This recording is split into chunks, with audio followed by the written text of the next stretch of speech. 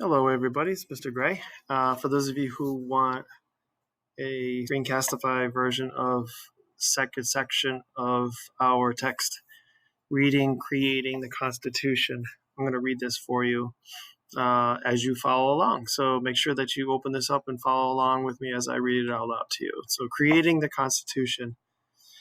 I'm not going to read over main idea, why it matters, and all that. I'm just going to read through the general paragraphs in regards to your reading and your taking notes. So here's a good one here. One American Story. On May 15, 1787, Virginia Governor Edmund Randolph arrived in Philadelphia. The young nation faced lawlessness, as Shays' Rebellion had shown. Now delegates from throughout the states were coming to Philadelphia to discuss reforming the government. Early in the convention, Rudolph rose to speak. Voice from the past. Let us not be afraid to view with a steady eye the dangers with which we are surrounded. Are we not on the eve of a civil war, which is only to be prevented by the hopes from this convention? Over the next 4 months, the delegates debated how best to keep the United States from falling apart. In this section, you will read about the Convention of 1787 and the creation of the U.S. Constitution. All right, in your notes, I want you to write down a constitutional convention is called. That's your main idea, okay? In 1786, a series of events began that would eventually lead to a new form of government for the United States. In September of that year, delegates from 5 states met in Annapolis, Maryland, to discuss ways to promote trade among their states. At the time, most states placed high taxes on goods from other states. The delegates believed that creating national trade laws would help the economies of all the states. Making such changes required amending the Articles of Confederation because the national government had been granted no power to regulate trade amongst the states. The Annapolis delegates, led by Alexander Hamilton of New York, called for the states to send representatives to Philadelphia the following May to discuss such changes. At first, many Americans doubted that the national government needed strengthening. But news of Shays' Rebellion in late 1786 and early 1787 quickly changed many people's minds. Fearing that rebellion might spread, 12 states sent delegates to the meeting in Philadelphia in the summer of 1787. Only Rhode Island refused to participate. That's a pretty good piece of information. Only Rhode Island didn't participate. Next main idea, I want you to write down the convention's delegates. The 55 delegates at the Constitutional Convention, notice it's in bold and underlined, so make sure you write that in your notes. As the Philadelphia meeting became known, were a very impressive group. About half were lawyers. Others were planters, merchants, and doctors. 3/4 of them had been representatives in the Continental Congress. Many had been members of their state legislatures and had helped write their state constitutions. Along with other leaders of the time, these delegates are called the founders or founding fathers of the United States. Among most famous men were at the Constitutional Convention. George Washington, the hero of the Revolution, came out of retirement for the meeting. Benjamin Franklin, the famous scientist and statesman, lent his wit and his wisdom to the convention. One of the ablest delegates, ablest means, well, in essence, ableist means that they really can do something. You know, it's like someone who can pick up a golf club and swing it and hit a ball really long versus not like I can hit it pretty good. Just saying.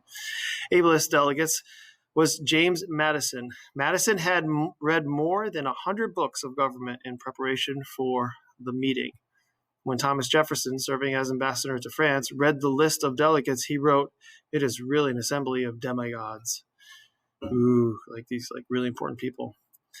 Not everyone was at the Constitutional Convention. Thomas Jefferson and John Adams were overseas at their diplomatic posts, but they wrote home to encourage the delegates.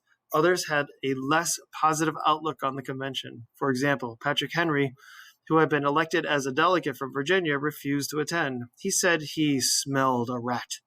in Philadelphia, tending towards monarchy. Also, the convention did not reflect the diverse U.S. population of the 1780s. There were no Native Americans, African Americans, or women among the delegates. The nation's early leaders did not consider these groups of people to be citizens and did not invite any of them to attend. However, the framework of the government the founders established is the very one that would eventually provide full rights and responsibilities to all Americans. The delegates assemble. This is your next main idea. Make sure you write this one down. Most of the delegates arrived at the Constitutional Convention without a clear idea of what to expect. Some thought they would only craft amendments to the Articles of Confederation. Others thought they would design an entirely new plan of government. But they all agreed that the government should protect people's rights. Back in 1776, many Americans thought the government was the main threat to people's rights. But by 1787, many realized that the people often came into conflict and needed a government that could maintain order. Makes perfect sense, doesn't it? As a result, the government had to be strong enough to protect people's rights, but not too strong to be controlled. So Madison later wrote about this particular problem. A voice from the past. If men were angels, no government would be necessary. If angels were to govern men, neither external nor internal controls on government would be necessary. In framing a government which is to be administered by men over men, the great difficulty lies in this. You must first enable the government to control the governed, and in its next place, oblige it, the government, to control itself. Very good words, very amazing words, actually. In the Federalist Papers, by the way, the 51st Federalist paper sent out. This was the challenge that faced the delegates, how to set up a strong but limited federal government. Some, such as Gouverneur Morris of New York, wanted the upper class to control the new government. Others, such as John Wilson of Pennsylvania, favored a direct democracy open to more people. By May 25th, 1787, at least 2 delegates from each of the 7 states had arrived in Philadelphia. With 29 delegates in attendance, the convention was officially underway. So write this one in here. And your main idea now, the convention begins. First order of business was to elect a president for the convention. Just one that oversees the proceedings. It's not like the actual president of the country. So Robert Morris of Pennsylvania nominated George Washington. Every delegate voted for him. Washington's quiet and dignified leadership set a solemn and serious tone for the convention. Just to be clear, he wasn't voted president of the United States. He was just voted the person in charge of running the convention. That's what that means by being a president of the convention. At their next meeting, the delegates decided on the rules for the convention. They want to be able to consider all ideas and to be able to change sides in any debate. They did not want to be pressured by the politics of the day. For these reasons, they decided that their discussions would remain secret. To ensure privacy, the windows in their meeting room were kept shut even though it was summer. That means it got really hot in there. Guarded by posts outside the door. Guards were posted outside the door. With the secrecy rule approved, they got down to business. The Virginia Plan. On May 29th, the delegates began the real work of designing a new national government. Presiding over the convention, George Washington recognized Edmund Randolph as the first speaker. Randolph offered a plan for the whole new government. The plan became known as the Virginia Plan. Madison, Randolph, and the other Virginia delegates had drawn up a plan while they waited for the convention to open. The Virginia Plan proposed a government that would have 3 branches. The first branch of government was the legislature, which made the laws. The second branch was the executive, which enforced the laws. And the third branch was the judiciary, which interpreted the laws. So the Virginia Plan, in essence, ladies and gentlemen, really put the structure in place, but at the same time, it brought forth specific idea and way for people to represent the legislature. You'll see in a second. The Virginia Plan proposed a legislature with two houses. In both houses, the number of representatives from each state would be based on the state's population or its wealth. The legislature would have the power to levy taxes, regulate commerce, and make laws in all cases where the separate states are incompetent or unable, where they are incompetent or unable. The Virginia Plan led to weeks of debate. Because they had larger populations, larger states supported the plan. It would give them greater representation in a legislature. The smaller states opposed this plan. They worried that the larger states would end up ruling the others. Delaware delegate John Dickinson voiced the concerns of the small states. Some of the members from the small states wished for two branches in the general legislature and are friends to a good, strong national government. But we would sooner submit or give in to a foreign power than submit to being deprived in both branches of the legislature of equal suffrage or vote, and thereby be thrown under the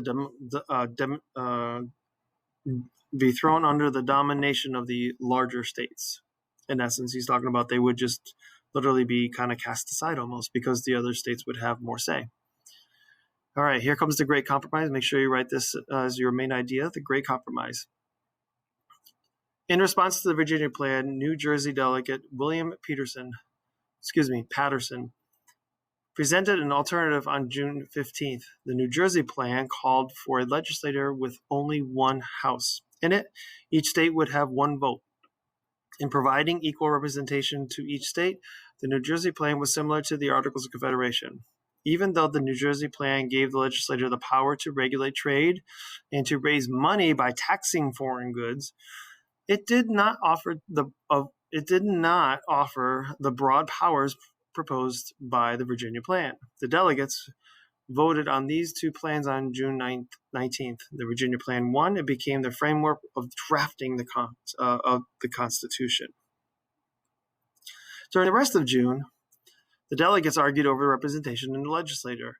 Emotions ran high as the delegates struggled for a solution. In desperation, the delegates selected a committee to work out a compromise in early July. The committee offered the Great Compromise. Some people also referred to it as the Connecticut Compromise because what was it?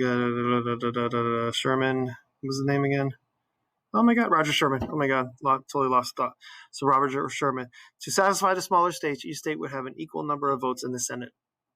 To satisfy the larger states, the committee set representatives in the House of Representatives according to the state populations. More than a week of arguing followed the introduction of the plan, but in July 16, 1787, the convention passed it.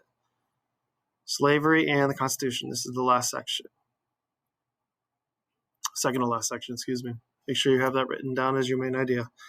Because the representation in the House of Representatives would be based on the population of the state, the delegates had to decide who would be counted in that population. The southern states had more slaves than the northern states. Southerners wanted the slaves to be counted as part of the general population for representation, but not for taxation. Northerners argued that slaves were not citizens and should not be counted for representation, but should be counted for taxation. On this issue, the delegates reached another compromise known as the Three-Fifths Compromise.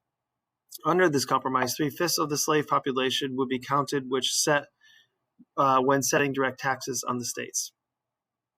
So in essence, folks, just to give you an idea of what's going on here, this is a monetary thing. This is money. Instead of including, let's say, 1,000 people under this idea of like what's the population of Virginia, for instance, they would just say 750 people because what they're talking about here is taxes, setting direct taxes to the states, okay? So what they're doing is they're decreasing the amount of taxes that people are responsible for in the state, which is not fair, but that's just how it kind of went at the time. It's horrible, but that's kind of what it was. The delegates had another heated debate about the slave trade. Slavery had been outlawed in several northern nations. All of the northern states and several of the southern states had banned the importation of slaves. Many Northerners wanted to see this ban extended to the rest of the nation.